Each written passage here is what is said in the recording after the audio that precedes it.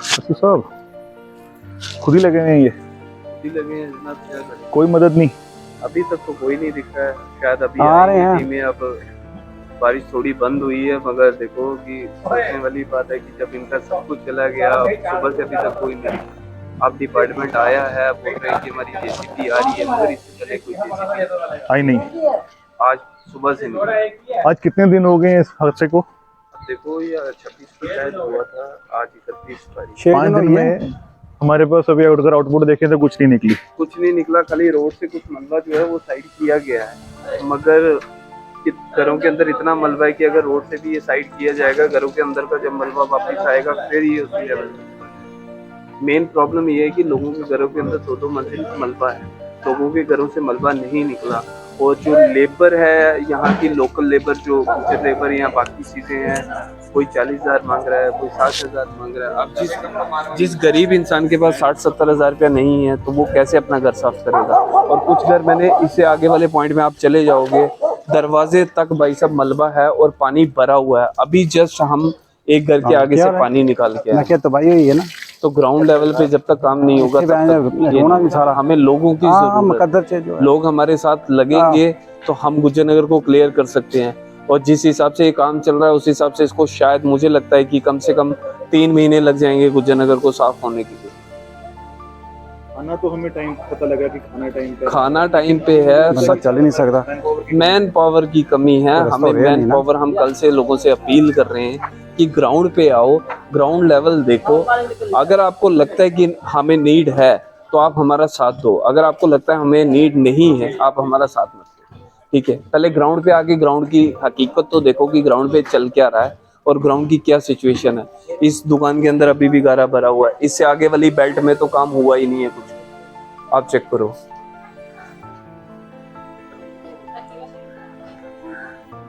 अब इससे आगे चले जाओगे आप, इससे आगे तो बिल्कुल भी कुछ नहीं है, मैं जा ही नहीं सकता। ठीक है, बंदा खड़ा नहीं हो सकता है। घरों के अंदर पूरा मलबा जैसे था वैसे ही है।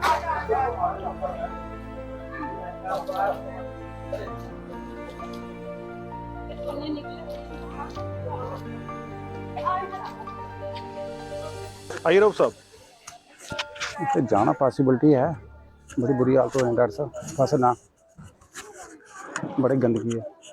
रोसा अगर अस्सी ना गए तो फिर ये चीज अगे जाएगी नहीं। आ जाओ ये चीज़ें दसना जरूरी ना, 6 दिन के बाद भी ये हाल है। इधरों आओ, इस मेरे पीछे पूरा रखो कदम, इस पर रखो, इथे रखो, फिर थोड़ा जा इथे रखो, आ जाओ।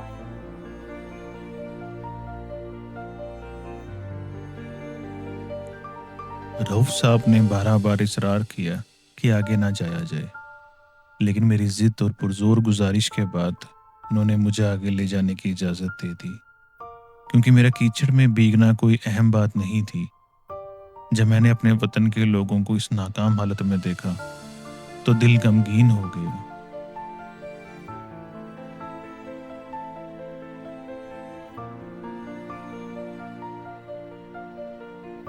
तलाफी और वादा खिलाफी के बारे में बातें अक्सर हादसात के बाद होती ही हैं, लेकिन दिल को तसल्ली इस बात से मिली कि इंतजामिया के आला अफसरान मुकाम पर मौजूद थे। इससे पहले कि रहनुमाओं के सब्र का बांध टूट जाता, कुछ देर के बाद काम का आगाज होता देख दिल को यकीनन सुकून हुआ।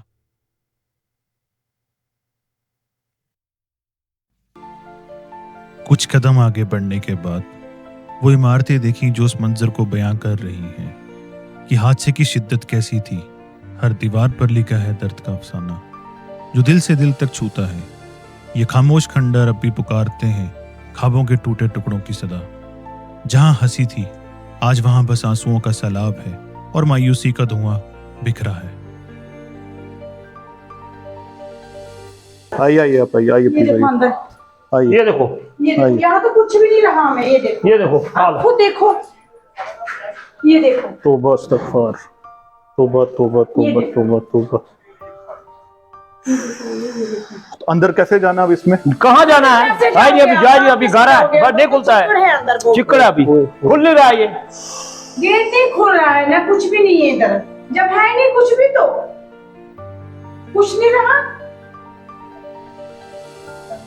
कैसे हमें आज 5 दिन हो गए बहन जो ऐसी हालत में लगे हुए, 5 दिन हो गए हम परेशान कोई लेबर हैं। ना हमें नहीं, खाना, कुछ भी हम नहीं खाना लोगों के घर से खा रहे हैं, कपड़ा लगाने के लिए नहीं, हमने ये कपड़ा मांग के लगाया है। कुछ पैसा हमारे पास ही, चलो हम बोलते हैं लेकिन आपको कपड़े देने कोई नहीं आया यहाँ पे? हाँ? कोई कपड़ा, कोई इमदाद नहीं आई? हमें नहीं कपड़े की जरूरत है ना, हम कपड़ा नहीं आपको मांगते मिला हैं। कुछ? कुछ कोई आया आपको पूछने के लिए? किसी ने दिया कुछ? हमें सिर्फ ये यहाँ मस्जिद के मदरसे वाले हैं, वो यंग लड़के इकट्ठे हुए हैं, वो खाना बनाकर हमारे घर में अफोर्ड कर रहे हैं, हमें खाना दे रहे हैं। उसमें मोहल्ले वालों का लड़के का जो यूथ है जी जी, उन्होंने कोई जमाती लड़के हैं, उन्होंने पैसा इकट्ठा करके मदरसे के अंदर खाना बना रहे हैं। 3 दिन से समझिए ना, 3 दिन से हमें वही खाना अफोर्ड कर रहे हैं, हम लोगों के घर में सो रहे हैं। म्युनिसिपैलिटी वालों ने मुझे कल 2 लेबर दी और परसों 2 लेबर दी। क्या ये 2 लेबर का काम आप मुझे बताओ? हम भी कह रहे हैं कि गवर्नमेंट भी इसको बेबस है, ये कोई गुजरनगर में नहीं हुआ है, चारों तरफ हम पूरी बेल्ट पे हुआ है। हम पूरा कॉपरेट कर रहे हैं। लेकिन हम डीसी साहब से और कमिश्नर म्युनिसिपैलिटी से अपील करते हैं कि कम से कम जब आप कोई ऑफिसर यहाँ पे भेजते हैं वो बदतमीज नहीं होना चाहिए। लोग इस वक्त 5-5 दिन से लोग बाहर के लोग आके खाना खिला रहे हैं, तो इधर इस वक्त 1000 बंदे का लेबर का काम है।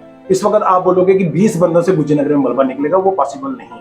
लोगों को भी थोड़ा सा पेशेंस रखनी है, लोगों को भी थोड़ा सा अपने आप को समझाना पड़ेगा कि ये मलबा देखो, जो पानी आया वो 1 मिनट में आया है, मलबा 1 मिनट में नहीं निकलेगा, टाइम लगेगा। लेकिन प्रॉपर आप एक गवर्नमेंट की एक टीम बनाइए 5 बंदों की, जो हर बंदे को 5-5, 6-6, 8-8 बंदे दे, और ये ना हो कि 12:30 बजे दे, 1 बजे रोटी के बहाने भाग जाए। हमें ऐसे बंदे नहीं चाहिए। कैसा कुछ हुआ यहाँ पे? ऐसा ही हुआ, 12 बजे आए, ये दो जी 2 बंदे ले लो, हम आए जी रोटी खा के, उसके बाद कोई बंदा नहीं आया। लोग बहुत दुखी हैं, और प्लीज हम रिक्वेस्ट करते हैं जिस ऑफिसर को भेजना है उनको बोलना कि हमें यहाँ पे ऑफिस नहीं करना, प्लीज।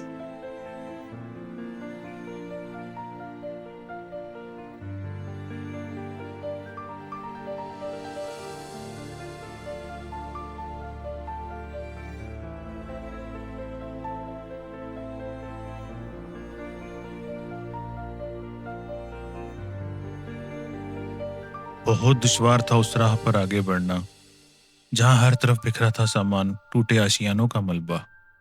मगर दिल में यह अज़म था कि आखिरी कोने तक जाना है, आप सबको वो मंजर दिखाना है, वो दर्द, वो तकलीफ, वो गुजारिश जो शायद आपकी आंखों तक ना पहुंची थी, जहां हर सांस में छुपा एक तूफान और हर कदम पर बस मायूसी का साया है।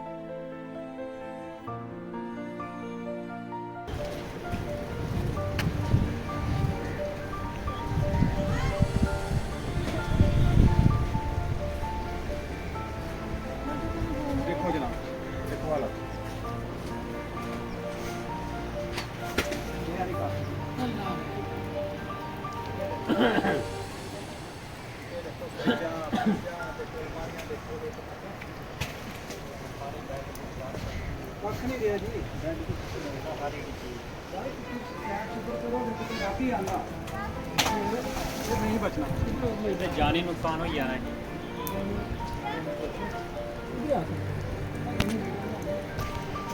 आंटी आपे लगे दिन?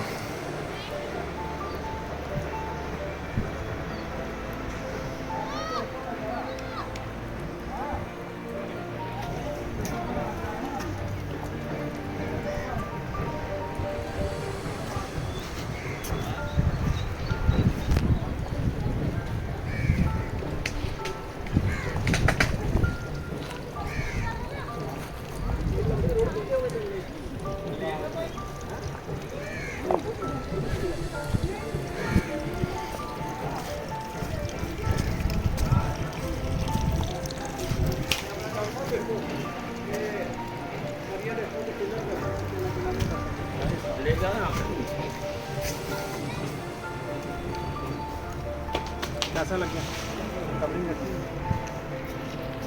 मदरसे का रास्ता होता सी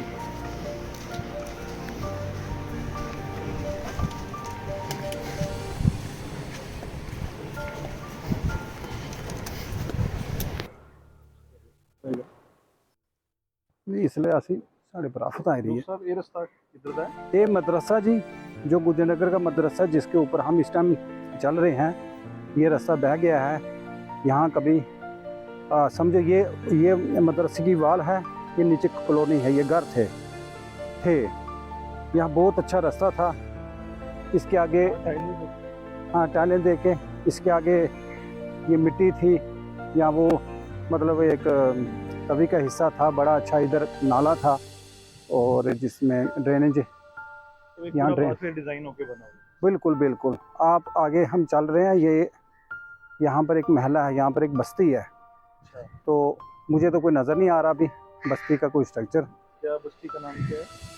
ये कोई हाँ कुछ ऐसा ही नाम था, हाँ कुछ इस तरह का नाम।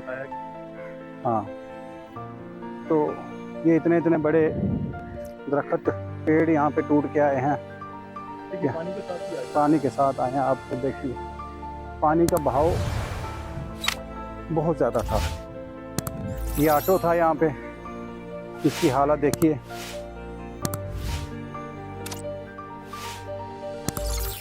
वो गाड़ी की हालत देखिए आगे,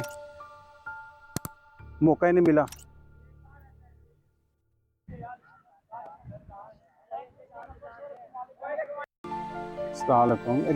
एक गड्डी नवी सी ना, क्या हाल बल। लोगों के दुखों में शामिल होकर जब मैं घर में दाखिल हुआ तो मंजिल दिल को झंझोर देने वाले थे। इस घर का हर सामान सैलाब के पानी में बह गया था। जो बचा था वो सिर्फ रेत का ढेर और मलबा था। एक सवाल मेरे जहन में बार बार उभर रहा था, क्या ये लोग दोबारा अपने आशियाने तामीर कर पाएंगे? मेरे अजीज हमवतनों, आपकी मदद, आपके साथ और आपके वक्त के बगैर ये मुमकिन नहीं है। ये लोग आपकी हिम्मत और इमदाद के मुंतजिर हैं ताकि उनकी जिंदगी फिर से रोशन हो सके। तो आइए आज हम ये अज़म करें कि हम अपने हमवतनों की इज्जत और वकार पर किसी किस्म का दाग ना लगने देंगे। उनकी आंखों में आंसू आने से पहले ही हम उनकी तकलीफ दूर करने की कोशिश करेंगे। आइए ये पैगाम फैलाएं कि उनके आशियाने की तामीर में हम अपना किरदार जिम्मेदारी और पुरजज्बे के साथ अदा करेंगे।